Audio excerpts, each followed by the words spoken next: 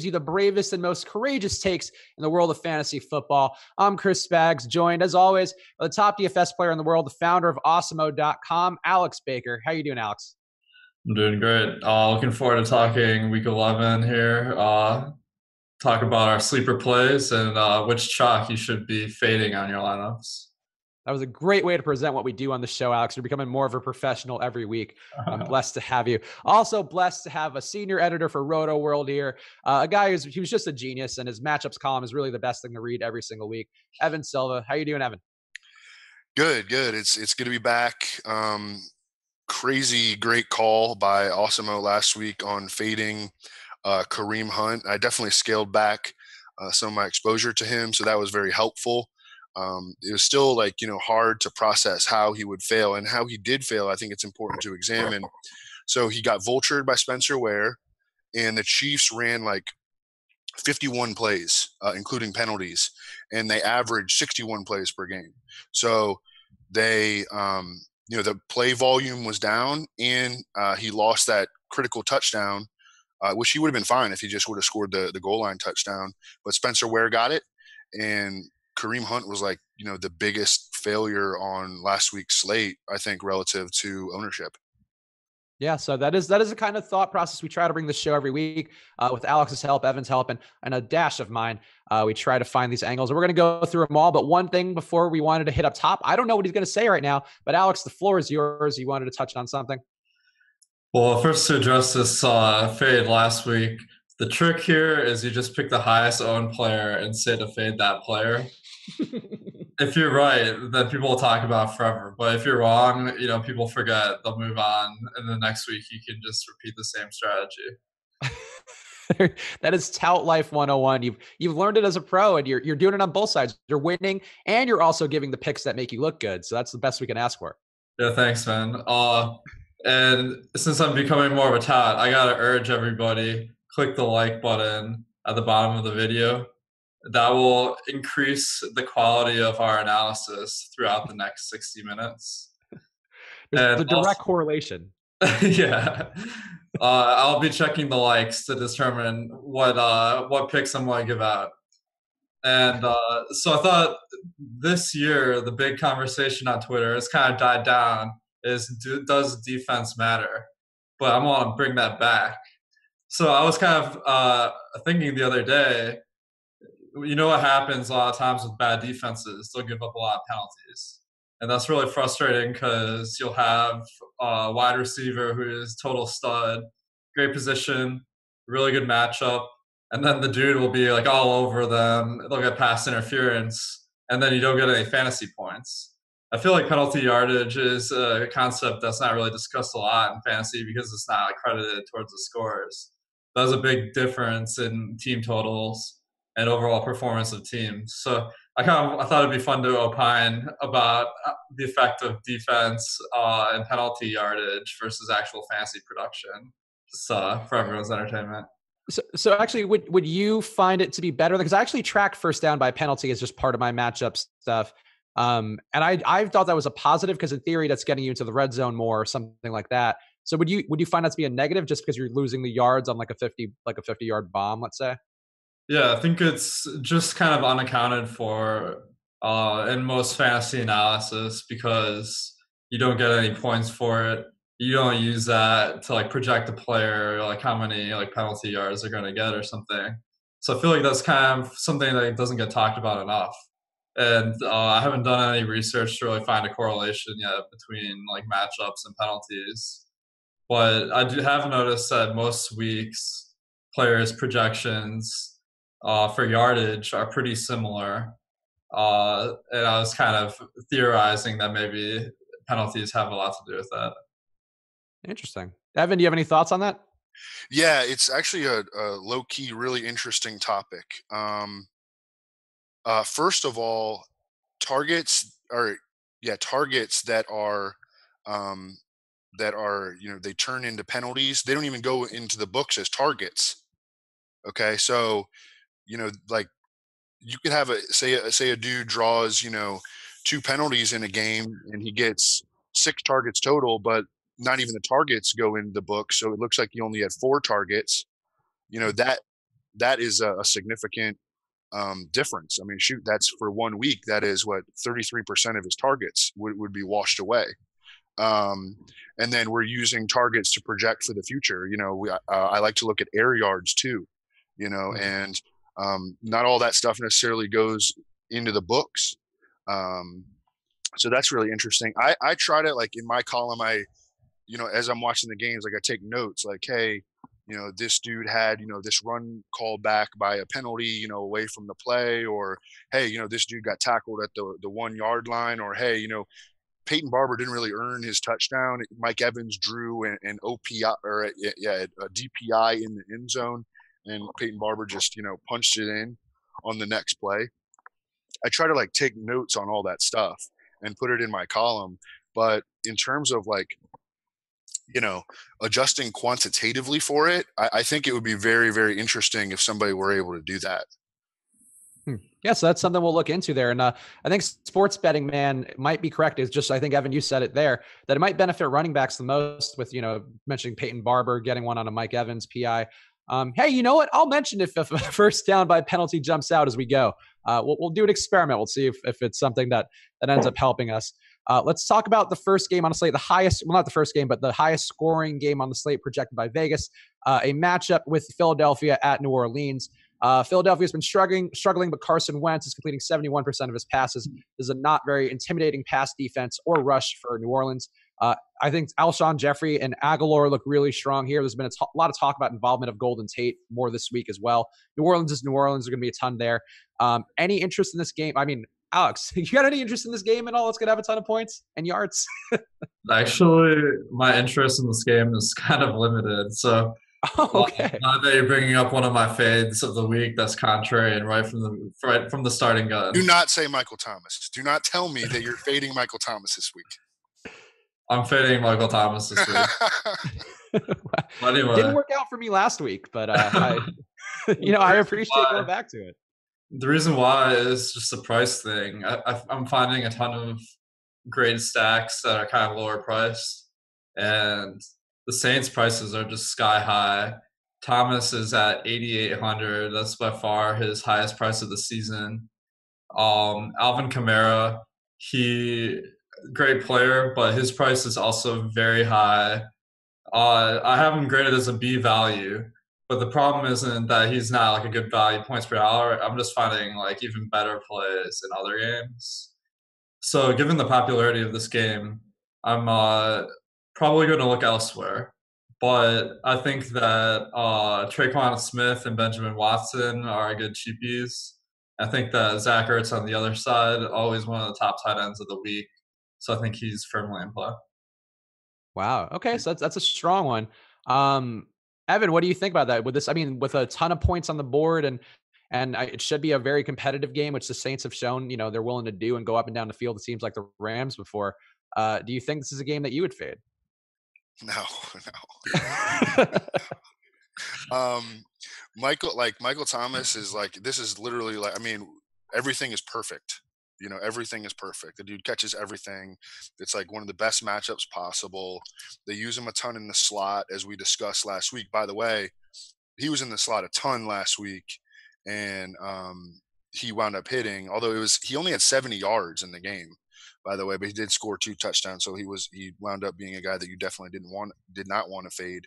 But they use him in the slot so much, and the Eagles slot corner is Avonte Maddox.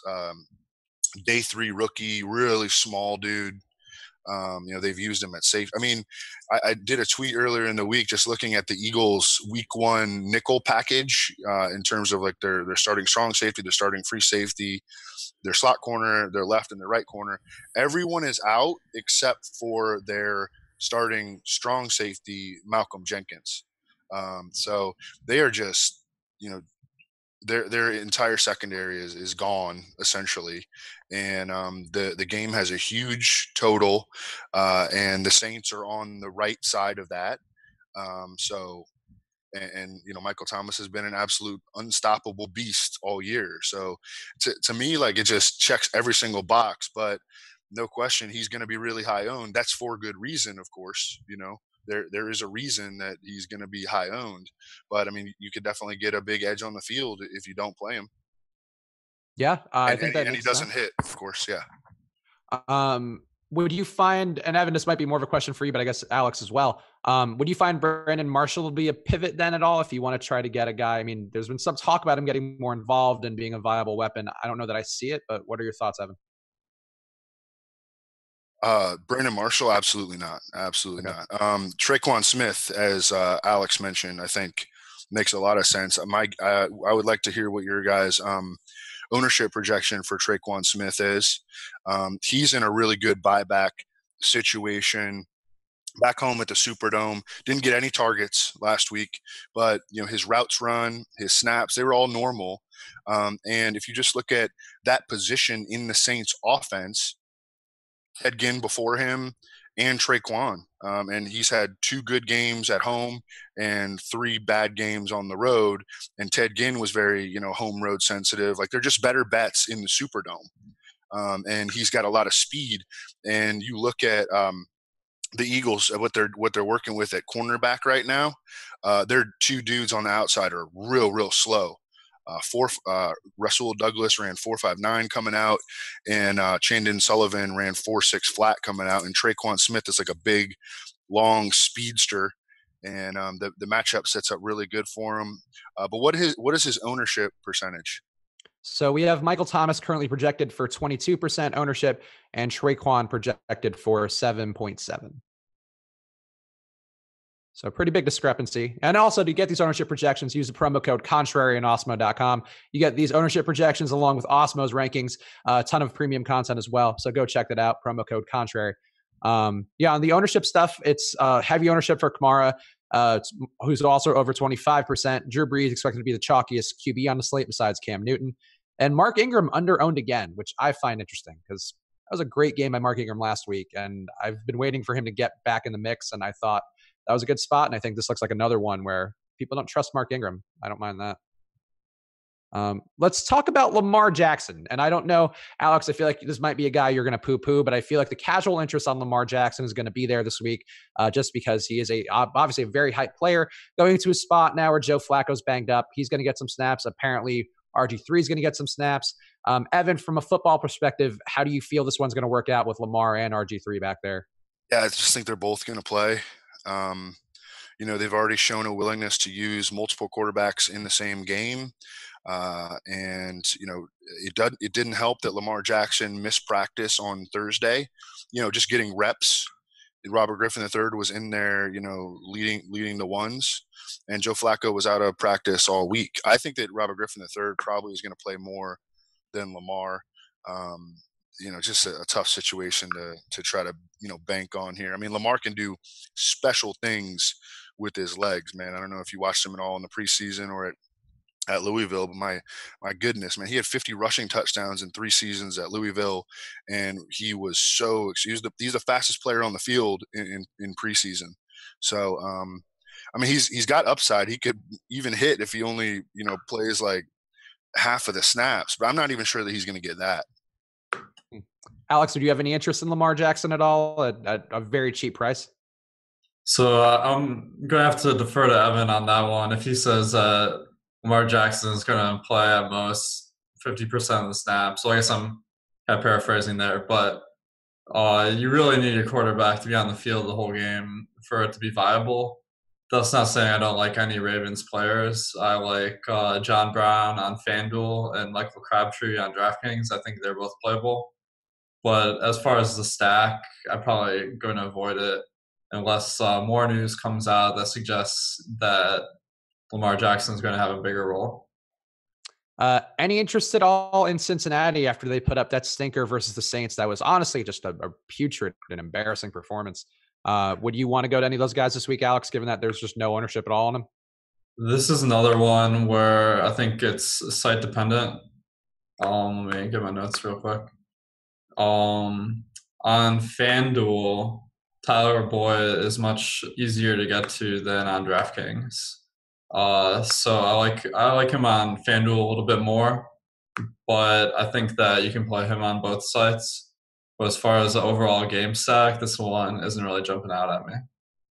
Yeah, I'm a little worried that Baltimore defense just beats up on them. Evan, what do you think about Cincinnati? What do you think about the performance last week of no AJ Green? Oh yeah. What did you think? What did you think? I thought it looked the worst. Like it looked like the worst Andy Dalton's looked. He wasn't throwing Yeah. as many egregious picks. Like it wasn't his fault. He just Yeah. had no space at all to breathe. So it was terrible. I hated it. I had a ton of exposure to Dalton, and it was horrible to watch. Yeah. And I sound traumatized. I'm sorry. Yeah. It was horrible. It was like a Clockwork Orange thing with my eyes taped open, and I was just watching like, why? Yeah. He had 13 completions and then got pulled for Jeff Driscoll. So that's about as bad as it gets. And I do think it's interesting, the idea of going back to Tyler Boyd, because he had decent, not super high ownership last week. He definitely was someone that everyone was talking about. They didn't necessarily end up playing him. He had a lot of success when these teams faced off in week 2 in that Thursday night game. I think he had 6 for 91 and a touchdown. The place that you beat the Ravens is in the middle of the field with tight ends, slot receivers, and Tyler Boyd was 67% slot last week. And he's still in that position where, he really technically should be the focal point of the passing game. It's just what happened in that game was a complete disaster, and I mean, this game could be a disaster too, but it's really unlikely to be a disaster to the extent, even half the extent of what happened last week, where they just got steamrolled. Like the Saints just did whatever they wanted. It reminded me of a game last year where the Saints went to Buffalo and just did whatever they wanted, the entire game. And that's really, really what happened last week. But I think that they're likely to be more competitive, against this divisional rival. They'll certainly be up for the game. They still have a winning record. They're 5-4. They're not good. They're definitely not good. What do you think about Alex Collins? Alex, what do you think?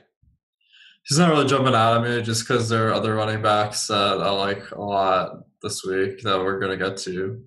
And I'm also worried that they traded for Ty Montgomery. That seems like a situation where Alex Collins might get fewer snaps. And the game total, although on most sites it's not listed, the one I did see at a sportsbook was like 40. So this game just overall doesn't look that appealing to me. Yeah, I think the one that I saw most recently was 43.5, I believe, with Baltimore favored by 4. So not a super sexy team total there. The Cincinnati defense does give up 5 yards per rush. I think Collins is an interesting thought. And Tyler Boyd, I was one of the people who played Tyler Boyd last week, and it scares me to go back there again. Versus a Baltimore defense who's much better than New Orleans, but who knows? Let's talk about his price came down too, though, considerably. I know, like on FanDuel, I mean, it went down by 800. Yeah, no, he's down a little. I mean, deservedly so, but right. He looked good. Like he just didn't get a full game of run, and Dalton was getting attacked on every play. I don't know what you can do if you're Tyler Boyd. Might be the same thing again. Game with the highest owned player on the slate projected by us at Osmo.com. Saquon Barkley in this matchup for Tampa Bay heading into New York. Tampa Bay's defense notoriously bad, but last week they were at least not as leaky versus the big-armed Alex Smith, who will throw for 400 yards on anybody. So they held up there. But Eli Manning coming off a nice game versus San Francisco. And again, a ton of ownership on Saquon and on Odell Beckham on the Giants side. Alex, how are you approaching this game, and how much exposure do you think you're going to have? This is definitely one of my games of the week. And the guy I like from this game, probably going to be one of my highest owned players this week, is Saquon Barkley. He gets like so much yardage. And I think that if he was on a better team, he would be the best fantasy player in the league. I think he hasn't been getting a ton of hype on the shows because he hasn't been in the main slate in a while. But he's priced about the same as the other top running backs. And I think there's no even comparison between them. He's going to get the most yards on average by far. And touchdowns, again, versus Tampa Bay, I think there's pretty good potential there as well. So I'm loving Saquon Barkley's chances this week. So even though he's going to be the chalkiest player on the slate, according to our projections, you're okay with it? The thing is, there's about 4 running backs that look like they're all in the same kind of ownership range. And he's by far my favorite one.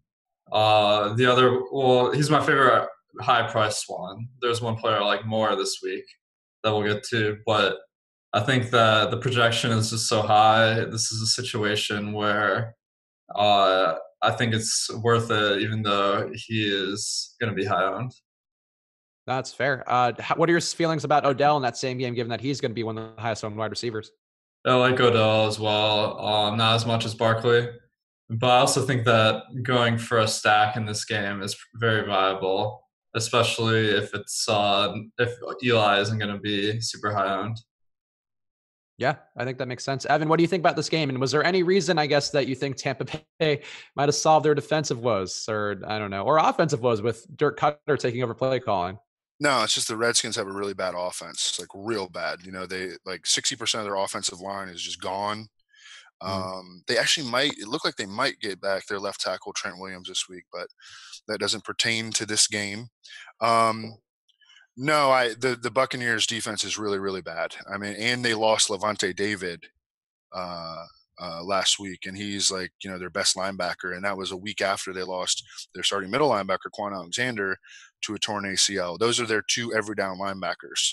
So, we're pulling out a lot of snaps, and quality snaps, for these guys. So, and no, I mean, they haven't been, good against the run, they've been giving up a ton of production to running backs in the passing game.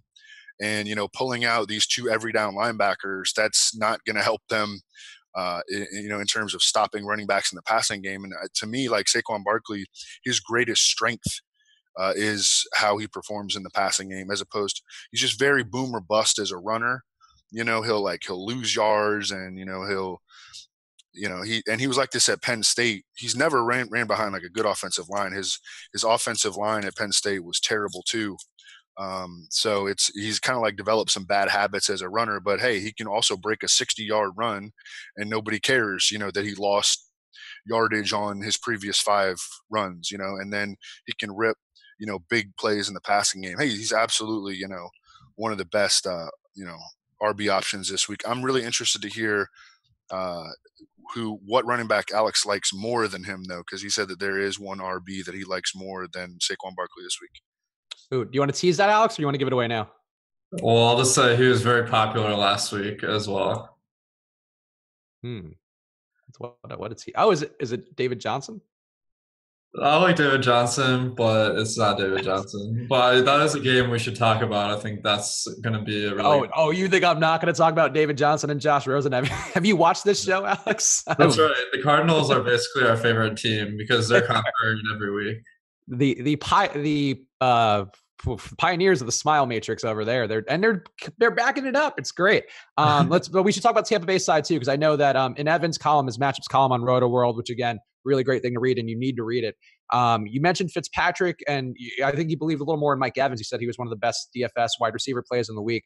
Do you want to give your rationale on that, Evan? Yeah, from like a contrarian, standpoint, because is he going to have ownership this week? Just 8% projected right now, and Fitzpatrick projected for 6. So, wow, much.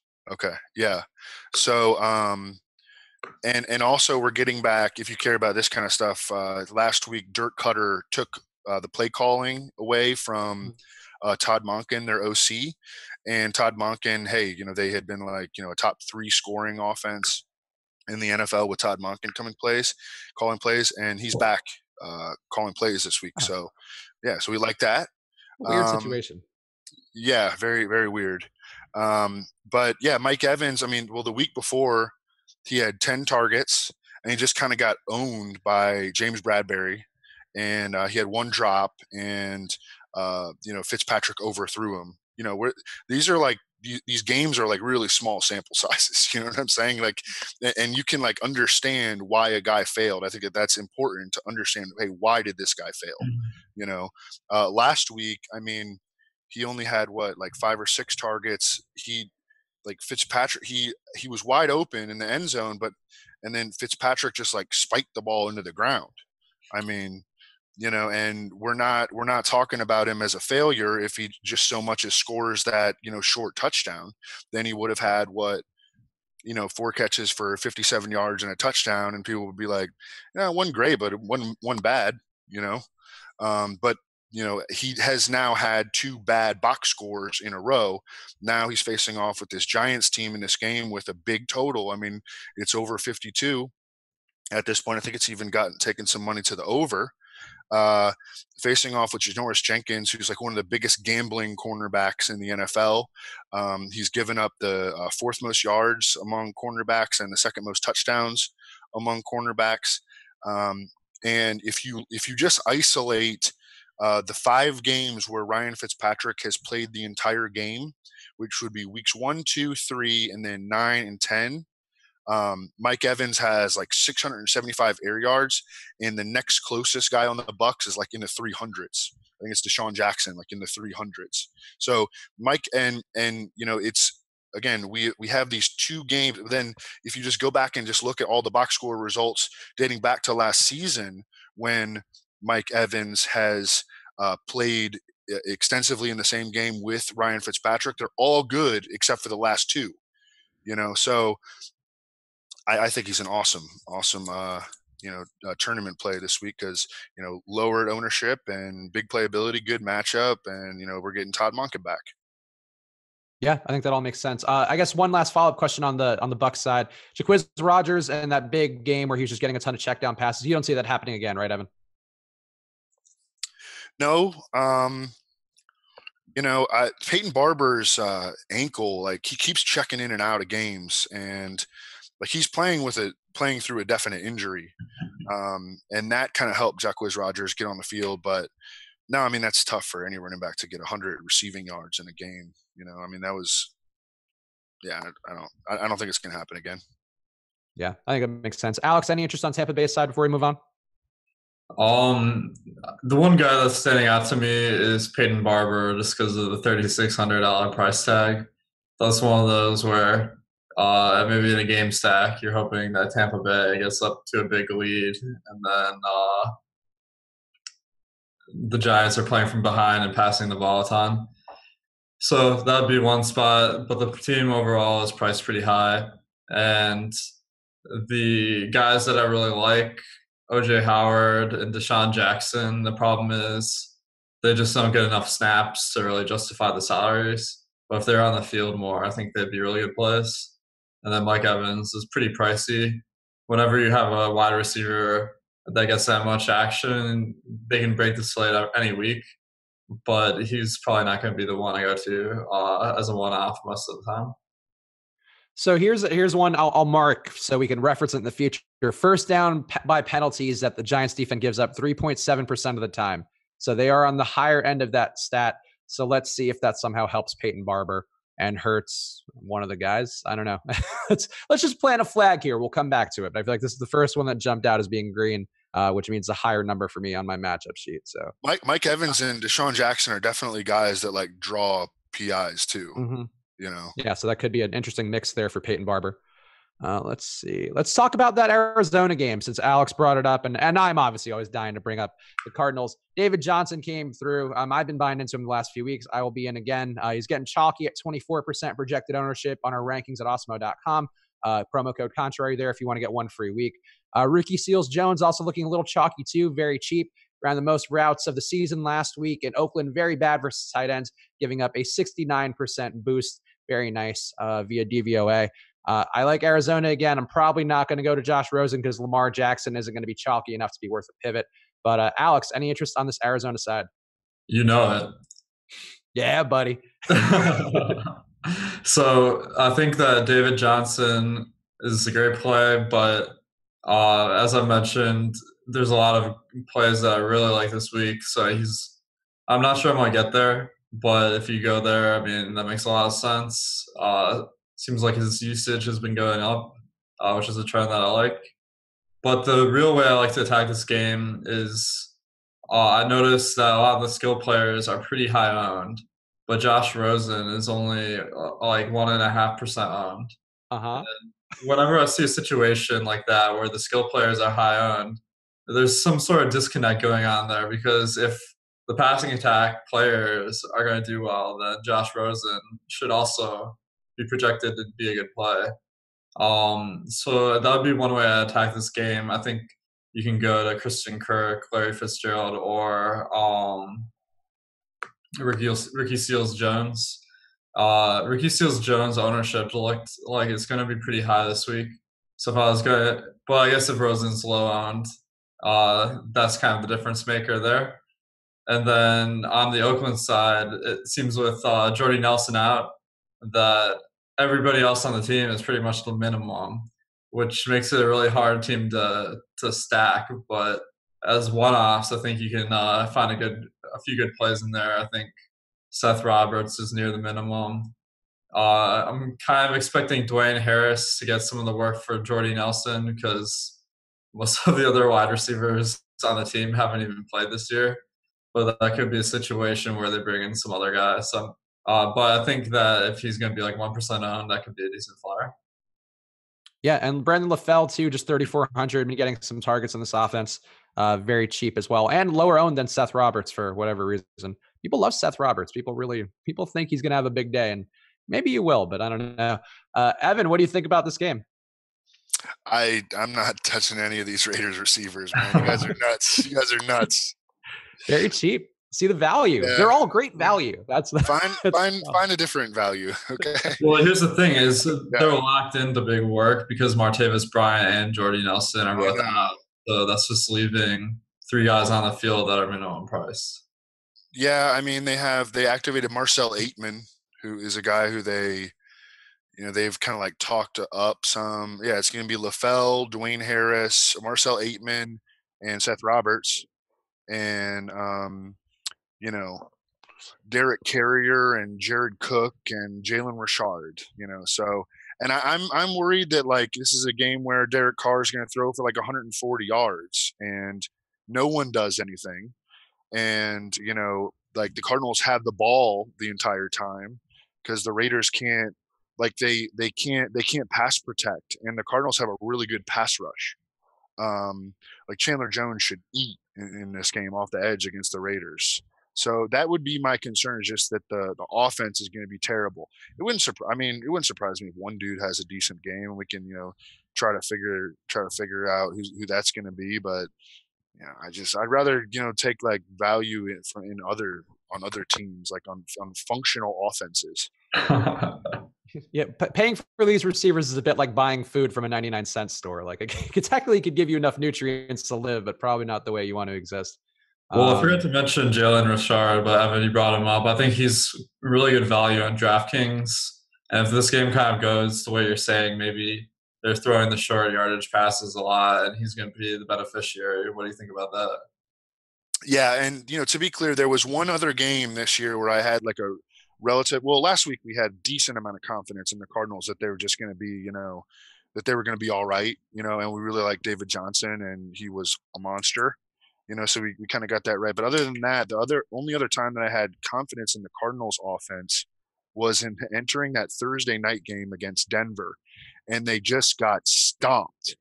Okay. So now that's, they've changed play callers to the Smiler, and, we really, we adjusted them up in our models, and, we're having a lot of success. Mm-hmm. But, it's one big win for the Smile Matrix. We're 1 for 1. It's still definitely not, a trustworthy offense in general, because they really don't have a lot of talent on offense. But, man, I mean, just this Raiders team is just. It doesn't get worse than this. They've lost 5 straight games by double-digit points. They've scored 10 or fewer in 4 of their last 5. Their offensive line used to be like the best in the league. It was the best in the AFC. And like now it's like the worst. I mean, they play Brandon LaFell. Like what? I think they're making it really easy for the Oakland fans to say goodbye. Yeah, they really are.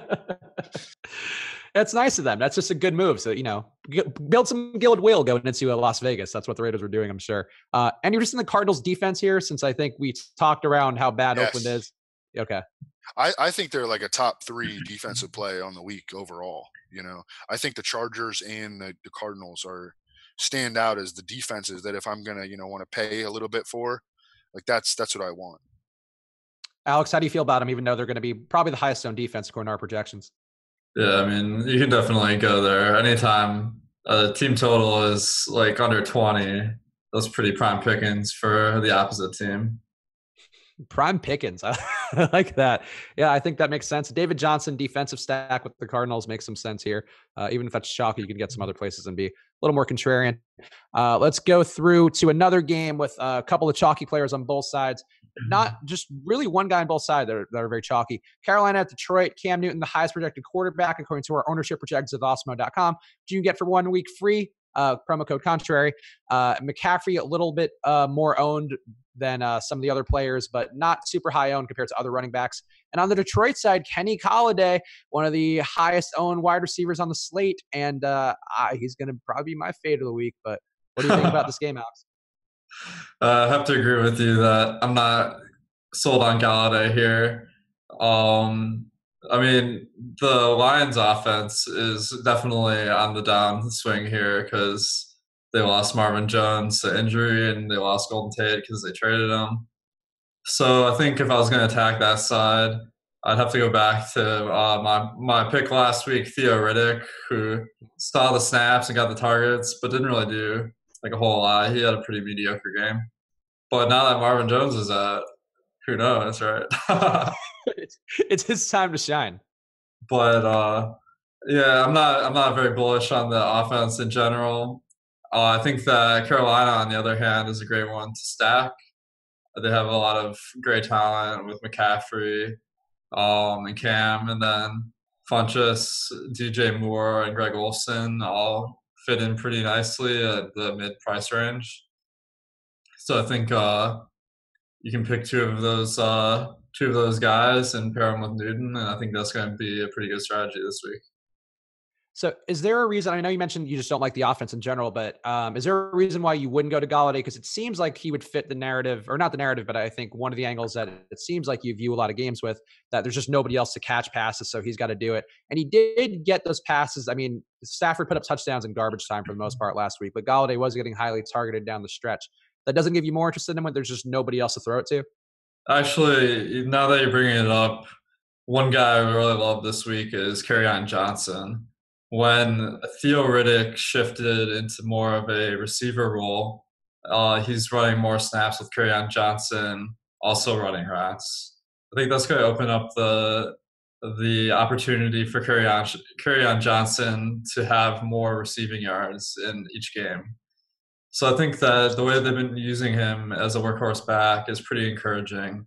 I think that combined with Theo Riddick seeing a lot of snaps, it isn't going to make the bump from Marvin Jones being out that big for Kenny Golladay. And they're also bringing in Brandon Powell, I think, to be the wide receiver 3. Probably not a great play in DFS, but I think that also is going to mitigate the bump that Golladay gets. Makes sense. Evan, what do you think about this game? Yeah, I do wonder if, we could see the Lions kind of show up here. They're a team that a lot of people have written off, and for good reason. But, they're going back home and, they're facing this Panthers team that just hasn't been good on defense like all year. They haven't been good defensively. So, the public is like way down on the Lions. And actually, I think that the betting market has been as well, because the line has moved in the favor of Carolina, which is scary, and not having Marvin Jones is definitely worrisome. And then they placed their right guard, TJ Lang, on injured reserve this week. So, the doubts are very, very much warranted. But I think that I do like Kerry Johnson a lot. I mean, I think that his price is not in line with his usage right now, with Theo Riddick playing more slot, as Alex talked about. I mean, the dude, and they kept giving him the ball when they were way down last week. I like to see that. I want to see that. I want to see, hey, I'm not holding garbage time against guys, necessarily. I want to see them playing in garbage time.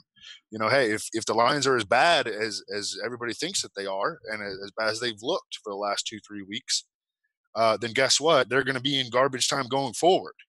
So, I like to see Kenny Golladay getting those garbage time targets, and I like to see Kerry Johnson finishing with 20 touches in a game where the Lions are getting smashed. those are positives as far as I'm concerned. Also, one more flag to plant for the first down by penalty numbers. Detroit giving up a slate high first downs by penalty, 4.4% of plays, or passing plays, I believe that would be. So, so there we go. So that's something else to note for the prospects, perhaps, of Christian McCaffrey. Alex, what are your thoughts on Cam Newton potentially being the highest owned quarterback on the slate? Is that going to mitigate your interest in him? I don't really think it is. I think that in such a big slate as every NFL Sunday is, the best plays typically are worth playing despite the ownership. And he's standing out to me as one of the best values, and it's pretty stackable. I like the fact that there's multiple players to stack him with. That means every combination is going to be lower owned respectively. So I think that this is definitely one of the games I'm going to target. Yeah, cool. I want to talk about DJ Moore, because we have not seen – he hasn't had a big game in a couple of weeks. And you remember there was a week where everybody was on him. I think it was against the Buccaneers. And he kind of disappointed. And then just nothing went well for Curtis Samuel. Had a big game in that game against the Buccaneers. Curtis Samuel's like a gadget player, but DJ Moore is like an actual wide receiver. And he, was not good in that week where everybody was on him. And then in the Thursday night game, the Panthers just got slaughtered, and nobody really did well in their passing game at all, except for McCaffrey. But his in that game against the Steelers, and Torrey Smith is still out, and in that game against the Steelers, his snaps and his routes run were as high as they have been all season. So, if he's particularly cheap, I'm not sure what his price is. But he was a guy that stood out to me this week as being man, no one's going to play this dude. And then if you look at the way that the best way to attack the Detroit Lions defense this year, especially with Darius Slay in there, to go after the other dudes in the secondary. We'll probably see mostly Darius Slay on Funchess, I would think. And then with DJ Moore, he's going to be able to square off a lot with Tease Tabor and Nevin Lawson and Deshaun Shedd. All these dudes have been benched at certain times, this season.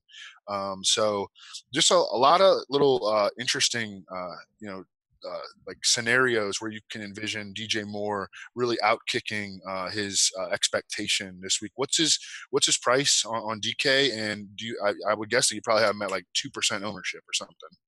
4,200 on DK and 5% ownership right now. Okay. So it's still pretty good. Still, still low enough, and good yards after catch numbers too for him. So he could definitely get out there versus the Detroit defense, which is pretty bad everywhere. I think that's an interesting thought. I like that, especially because Cam's so high owned. I think you could stack him with more, and then people won't get there, even though he could be a very big contributor to Cam's big day. Let's see. Let's talk about, let's go under the radar spots as we're getting a little bit close to the time window there. Alex, what under the radar games have we not talked about that you're looking at? Well, I'm not sure if this one is under the radar, but one of my favorite games this week to target is Tennessee versus Indianapolis. I think that Indianapolis is a pretty hard team to target because there are so many talented players kind of to divvy up the usage between. Mm-hmm. I know that Eric Ebron had some crazy outlier game last week, but I would never go there given that he's only on the field for half the snaps right now. But I love the Tennessee side. I think that Mariota is a pretty good player to target this week. I don't think he's had a good game yet this season, but Corey Davis, if Tywan Taylor is out, I think that will give a bump to some of the other guys like Corey Davis, where he's kind of established himself as a number one option there. And then Dion Lewis, everyone was on him last week, and he kind of had a disappointing week. But the usage and snaps were there. I think that was a really encouraging sign that even though Derrick Henry had a good game, they kept giving the ball to Lewis. And he's my favorite player of the week just because his price hasn't risen to the level of opportunity there. And the matchup versus Indianapolis is pretty good. So I really like his chances this week. Yeah, it's interesting that his price didn't go up after being so chalky, but he is still projected for just a hair over 20% ownership on Osmo.com. Again, promo code Contrary. Go check those out. Evan, what do you think about this game?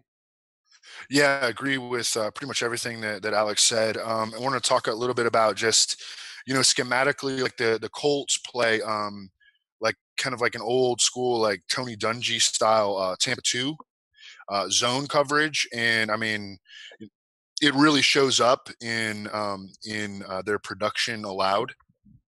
The design of the zone is really to limit big plays, and they've accomplished that. And also, but they're at the same time, they're willing to, let you kind of like eat them up in the short distances. And they have allowed the highest completion rate in the NFL, or I think the second highest completion rate in the NFL, at 72%. So, and it also shows up in their points allowed to tight ends. They get really hurt by tight ends. And I think that makes Jonnu Smith a little bit interesting. But also in their production allowed to running backs in the passing game. And that bodes really well for Dion Lewis. I thought it was actually a promising takeaway, and I played Dion Lewis last week, and he was disappointing for sure. But it was actually a promising takeaway that in a game where the Titans led, he still doubled up Derrick Henry in touches, and he still played like 75% of the snaps. I mean, he's clearly the feature back there, and this is a game where they actually may play from behind. They're 1 to 2 point dogs on the road. Actually, the line has moved in the favor of the Titans, but this is a game where they could definitely play from behind, and that would even, that would like, raise the receiving expectation for Dion Lewis even further. I think it was Sammy Reed on the Swolecast on Friday mentioned that the Colts are allowing 7.9 receptions to running backs this year. And if we were just going to use that for our projection, the foundation of our projection for the Titans backfield this week, I mean, how many catches are you going to give to Derrick Henry? Like 0.5? So that would put Dion Lewis at like 7 catches, which would be really, really nice, to tack on to whatever he gives us on the ground. Yeah, I agree. I think that, Lewis and Davis both look good. And also on the Colts side, I think T.Y. Hilton stood out to me a little bit. He's got 10% ownership, but I think he'll be a better matchup with how he's been used this year. In Tennessee's defense, they're giving up a little more dink and dunk plays to wide receivers, and that's been more Hilton style. But yeah, I agree. This is an interesting game. Let's talk about one more. People were asking about James Conner early on. I think this Jacksonville-Pittsburgh game is one that people are overlooking a little bit, especially after Leonard Fournette had 29 touches last week after returning from that hamstring injury. I'm a little intrigued by this game. I think the total here is not terrible. Alex, do you have any exposure, or will you have any exposure at all to Pittsburgh and Jacksonville? Yeah, definitely. I think that James Conner is a great play this week. He's been utilized in the pass game way more than I expected this year, so I'm pretty bullish on him being a top-tier back, and I think that he offers a nice price discount from some of the other guys. So I'm definitely on him this week. And then Leonard Fournette, I saw some signs that maybe that was a little bit of an outlier, because I noticed that Carlos Hyde still was on the field a decent amount. TJ Yeldon was the one game most of the routes. So I'm not as bullish on Leonard Fournette kind of continuing to be a killer play each week. That's fair. Evan, any love for this game at all? Not particularly. I mean, I could talk about it, for. No, if your heart's not in it, I don't want you to talk about it. Yeah, I'm trying to think if I really have any convictions on it. I mean, I think Vance Mcdonald is interesting here. His ownership is always pretty well. His ownership has been consistently lately pretty low. People don't trust him, and for good reason. He had 16 targets in this matchup last January. That's not necessarily predictive of what's going to happen in this game. But the Jaguars have been getting hurt a lot by tight ends recently. What was it last week? Like, Mo Alley Cox and Eric Ebron combined for 4 touchdowns against them. And Jack Doyle got tackled at the 1. And that trend kind of dates back before that game. I don't know. I don't know. I would say that I like Vance McDonald a little bit. My buddy Rich Rebar's been trying to talk me into James O'Shaughnessy of the Jaguars, the tight end for the Jaguars. He's really cheap, but yeah, that's all I got. Yeah, I saw you mentioned he is a pretty good blocker too, good run blocker, and he does throw himself into it, and he's been targeted pretty well. It's not a crazy play, I think there. Let's speed round a couple games because there are some games with ownership which we just didn't hit on, but let's get your super quick thoughts. The Cowboys Atlanta game, any interest at all, Alex, on some of these guys? Yeah, I think the Atlanta side is appealing every week. I mean, Matt Ryan and Julio, that's always a connection that I want to target. But I'm not really on this game as much as I had been in the past because the other games that I like, I just have as really good values, and then Atlanta I just have as kind of a average play. I'm a little into Amari Cooper. No love for him. He's getting chalky though, which I think might be a reason to not go to him. I mean, Dallas, to be honest, I hadn't paid that much attention because they weren't jumping out my crunches, but Amari Cooper, he has a pretty solid projection. What is his price tag this week? 5,400 on DK. 5,400. So yeah, he's definitely playable. This is pretty good value. So I think he could be a good one, but if the ownership is pretty high, I might go elsewhere. That's fair. Evan, any thoughts on this game real fast? Yeah, chalky Amari Cooper, that has been a losing proposition for years. It's a new team. It's a new Cowboys organization, really well run, and it's going to be great. No, Matt Ryan, I just want to mention Matt Ryan. He averages almost 3 more yards per pass attempt at home. And when Sean Lee is out of the lineup, the Cowboys allow almost 2.5 more yards per pass attempt. So that is, that's kind of significant for Matt Ryan. I think that the Falcons in this game, it's kind of like a classic letdown spot for the Cowboys coming off of a big, huge primetime win. They needed that win against Philadelphia. It was no one even was giving them a chance in that game, myself included. I thought the Eagles would smash them. But that was a huge win, and now they are going on the road to Atlanta, and the Falcons are coming off of this, loss at Cleveland, and so I think that the Falcons come back and win the game fairly handily by a touchdown or two. Interesting. I just feel like that Atlanta defense is so bad. Like I like Zeke, I like Amari Cooper, and I'm a Cowboys fan, so I'm the most critical of them. Dak Prescott is not a good player, but he's had 270 yards in 2 out of his last 3 games, and like Atlanta's just giving up a ton of yards through the air as well. So I'm intrigued here. The total doesn't really back it up, and I agree it is a letdown spot because they really didn't. I didn't think they were going to win that game either. But yeah, well, hey, it could be a letdown spot and they lose, but they put up 24, and right. Falcons put up 31, and just everybody kind of pays off. But the Falcons were supposed to get back Dion Jones, but then he was ruled out on Friday. That was weird. That was weird that they activated him off IR, and then do you have a setback? I don't know. That was when dudes get activated like that, off IR, and they activated him early in the week, you fully expect him to play, but then he got ruled out on Friday. That was not good for Atlanta. Yeah, YouTube chat seems to love Zeke this week, so that's an interesting thing there. That YouTube chat disagrees, so I don't know, guys. We'll see who's right, YouTube chat or the 2 really smart guys who are good at football. I'm on your side, YouTube chat. I'm rooting for you. Let's give our fades of the week up front. Alex, I think you intimated around yours. Who's your fade of the week? Fade of the week. Let me pull up the ownership. I think that Alvin Kamara, just at the price he is, 8,200 compared to the 8,700 for Barkley, I just think the usage is going to be so much lower, even though the Saints offense is better. So I think that with the amount of Barkley and also Dion Lewis, I think that I'm probably not going to end up with a lot of Kamara. Evan, who would be your fade of the week? Is Eric Ebron owned enough to be considered a fade? I don't think so. I think he's under. Yeah, he's still under 5%. Oh, okay. Forget it. All right, you know what? Screw it.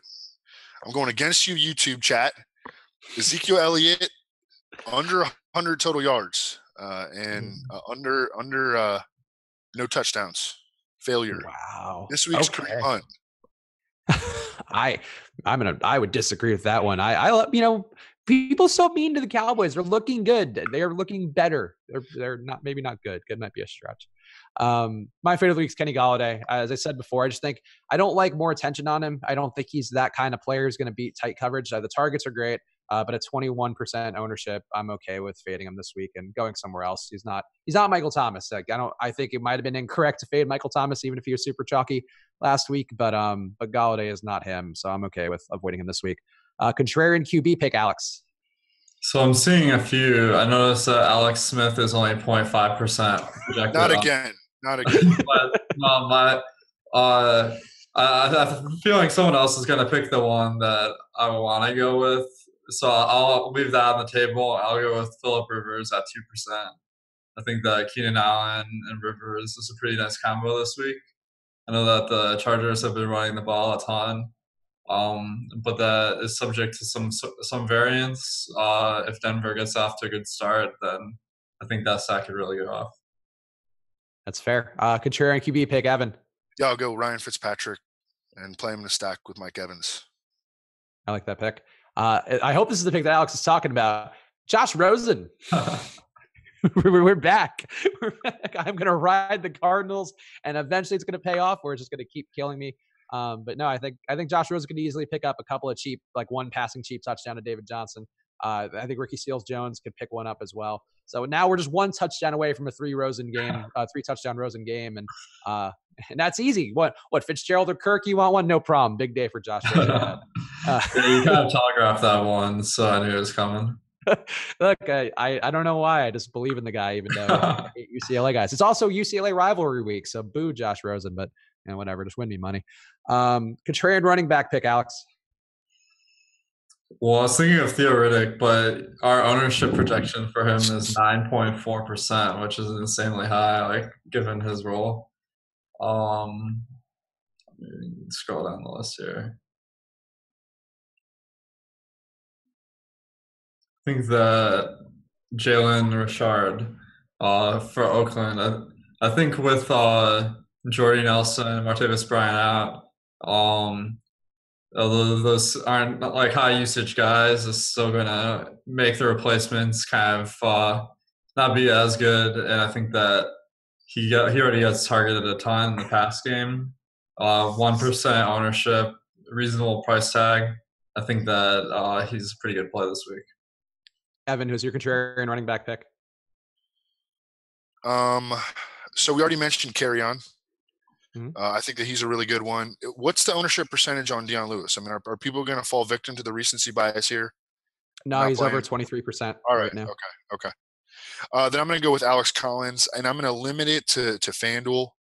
I don't think he's a great play on DraftKings. He has to score 2 touchdowns, but at 6,000 on FanDuel, if we could get 90 yards and a touchdown out of him, I think that we'd be satisfied with that. I'm gonna go. Sorry, I was gonna go Fournette, but Alex kind of talked me off of Fournette, so I'll get real weird. I'll go Josh Adams in that Philadelphia New Orleans game. Super cheap. New Orleans has given up a fair amount of rushing touchdowns. Not a great ground rushing defense, but again, if we're gonna go contrarian, I think maybe Josh Adams gets a few more touches. This is a silly pick though, so I think Fournette would probably be the more logical one. But 2.5% ownership for Josh Adams. There's a shot there, and I've seen enough positive talk about giving him more touches. Not that coach speak is ever one that's necessarily going to follow through, but why not? Go Josh Adams. Contrarian wide receiver to close us out, Alex. How many likes have we gotten? I need to decide how good a pick I should get. Just 75. If we had gotten to 3 digits, it would have been a really good pick. But that's pretty good. All right. Well, 75 is good, but I've seen more on a lot of the live before lock shows. So I'll throw out a really contrarian guy. Cameron Batson on the Titans. He's only 3K, but he's getting snaps. This hinges on Tywan Taylor being out this week. But I really like Mariota and Lewis. And if I'm going to stack the whole game up, I think that maybe he could pay off this week. All right. How about you, Evan? Yeah, we talked about Traquan Smith. Talked about DJ Moore.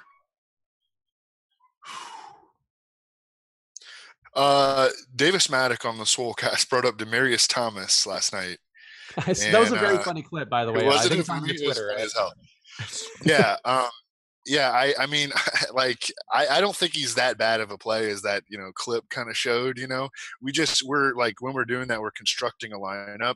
And so we'd rather kind of, just limit it to guys that like we really believe in, I definitely don't think he's that bad of a play. As that clip showed. Are you on to him at all this week, Alex? Demarius? Oh, no, he's not really on my radar, to be honest. Okay. What do you think, Spags? Not for me, no. I mean, I think I do think you can integrate a wide receiver better into an offense. I think the Cowboys are doing that with Amari Cooper, but I'm not seeing it with Thomas. Like they were all kind of shitty targets. They weren't like meaningful targets, so I'm not there. Yeah. Okay. Talked about DJ Moore. DJ Moore's a good one. I don't know. Yeah, I think DJ Moore's a really good one. Yeah, absolutely. Let me come up with someone though here. Oh, what's ownership on T.Y. Hilton? 11%. Okay. Yeah, absolutely. I thought about playing him in cash on FanDuel, and I know that he doesn't really, but at 6,800 on FanDuel, I mean that's quite a price. Facing or at home on the fast track, at 100% health. The results weren't necessarily there last week, but hey, he led the team in receiving yards, air yards, and targets. And a little bit of a squeaky wheel narrative here because with the coaches being like asked to why isn't he getting the ball? And just everyone else hogged the touchdowns last week. It was Eric Ebron and Mo Ali Cox.